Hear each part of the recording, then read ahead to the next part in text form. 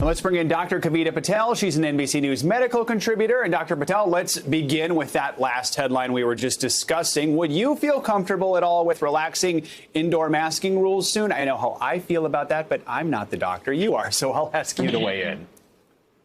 Yeah, Joe, it depends on where you are. If I were in San Francisco right now, they've had about 20 cases in their metropolitan area a day, and their vaccination rate is actually higher than 70%. So I would feel more comfortable doing that in a place like San Francisco. I'm in the D.C. area. We're not there yet. And so I do think that as we've all kind of talked about herd immunity, it's not going to be a light switch. It's going to be that kind of dimmer switch in certain parts of the country. But the good news, I actually do think by summer, we are all going to, as a nation, get there. More vaccinations, less restrictions.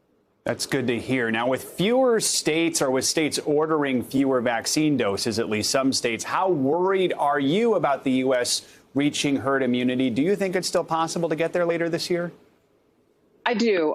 None of us are surprised that the demand has gone down because the demand was, quite frankly, insane in the beginning. All the people scavenging to try to get vaccines, et cetera. I think now this game has moved from stadiums to offices like mine, where we're trying to get anybody who's coming in and make it as convenient as possible. And to get to those people that have questions that are lingering and they just aren't sure, they need more time and more counseling. And that's the kind of environment that will get us to higher and higher vaccination rates. But we also do need to see those cases coming down. They are coming down, Joe, but I predict in the next 4 to 6 weeks, we're going to see incredible freedoms that remind us of pre-pandemic times and also higher vaccination rates. That's good to hear. Dr. Patel, we just heard from Maura about the potential of a fall COVID surge. Some health experts say the serious threat could be a surge of flu cases. Last year, of course, wasn't that bad. The U.S. reported fewer than 2,000 flu cases last fall. We were social distancing, wearing masks. Most people weren't at work. Kids weren't at school in a lot of places. What do you think we're going to see this year when it comes to the flu? Yeah, it's possible. I mean, remember, the flu is kind of also a worldwide phenomenon. So most of the world is still dealing with COVID and hasn't been vaccinated. So I do think, Joe, the truth, even someone like myself is probably going to continue to wear masks in public settings like trains and planes, just because I know it'll help me from getting sick. So we will likely see an increase in cases. That's just statistics. But I don't think it's going to be this kind of pandemic, endemic, or anything that could cause us to be concerned. We're watching COVID numbers much more closely, and I'd worry more about that coming back if we don't have the booster immunity that we need to, probably by the fall or winter.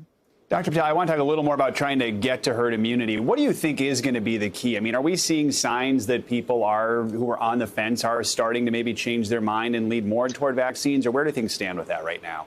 Yeah, they are. And I'll tell you, we've seen the most traction, a combination of efforts, like all things. One, addressing their questions and fears and concerns. But then two, Joe, frankly, a lot of people that I've talked to, I've said, this is going to be your ticket to freedom. There's going to be a lot of environments. If you don't have a vaccine or proof of vaccine, getting on an airplane, going to a concert, even thinking about going into a movie theater, which none of us have done in a year and a half, actually starts to become more real. So I do hope that, and that has been working with people. So it's a little bit of the carrot and the stick approach. You can prevent yourself and others from dying, but you can also have some freedoms too, some good things that you haven't done in a while. I know my home state, Minnesota, the governor there is trying the carrot approach. He's saying, hey, we're going to get rid of the mask mandate at a certain point, but if we get to 70% sooner, I will make that change sooner, just to try and encourage more people to get vaccinated. So, all right, Dr. Patel, as always, thank you so much.